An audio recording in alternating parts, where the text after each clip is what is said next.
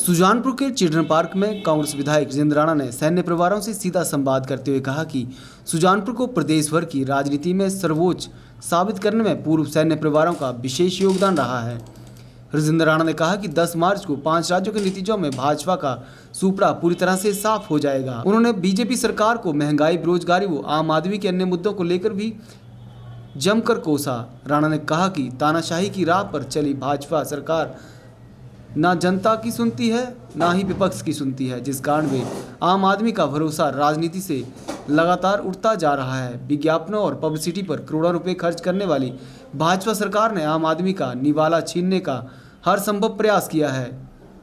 हिमाचल में भी बीजेपी का सुपड़ा साफ होगा। जितेंद्र राणा ने कहा कि 5 राज्यों के 10 मार्च को आने वाले नतीजे भाजपा को बाहर का फरमान लेकर आएंगे। कारण साफ है कि भाजपा की कारगुजारी से हर वर्ग तंग आ चुका है। ये जो हिमाचल की सरकार है, इसकी तैयारी हो गई है। मैंने कहा विधानसभा के अंदर कि एक वैक्सीनेशन आपको 4 बाई इलेक्शन जो हुए हैं उसमें लगाया है और दूसरा वैक्सीनेशन नवंबर के पहले हफ्ते में लगेगा, तब आपको असर होगा। मैंने कहा जाने वाले हैं आप लोग। मैंने कहा आप देखिए सारे सुजानपुर के लोग बैठे हैं। जब से सरकार आई है एक काम गिनवा दो, एक सिंगल काम कि सुजानपुर में कोई काम किया हो।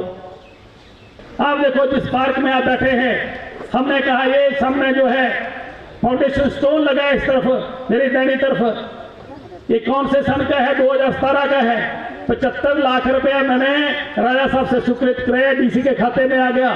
यहाँ टाउन हॉल बनना था, कहते ये तो जमीन जो है तो जुबान के नाम में ट्रांसफर नहीं हो सकती। मैंने कहा पीडब्ल्यूडी का दफ्तर बन सकता है, सेक्रेटरीट बन सकता है, ये आपका रैन बसेरा बन सकता है। आपके जो अभी ये दुकानें बनी जहां पर रेहड़ियां थी, ये मैंने ट्रांसफर करा के दी, ये ट्रांसफर हो सकती हैं, पर ये जमीन ट्रांसफर नहीं हो सकती है। 4 साल 4.5 साल हो गए, 5 साल हो गए, एक ईंट नहीं इन्होंने लगाई, पैसा दिया हुआ है।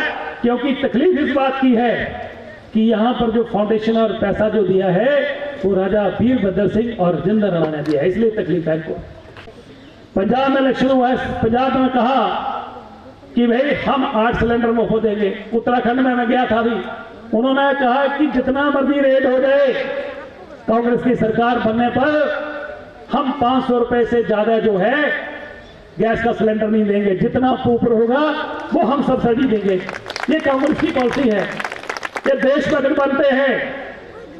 अरे जिस श्रीमती इंदिरा गांधी हमारी देश की प्रधानमंत्री थी, जो हमारे देश के ऊपर जो बुरी नजर देश रखता है, उसके 2 टुकड़े कर दिए, उसकी ताकत कमजोर कर दी, वो देशभक्ति नहीं थी।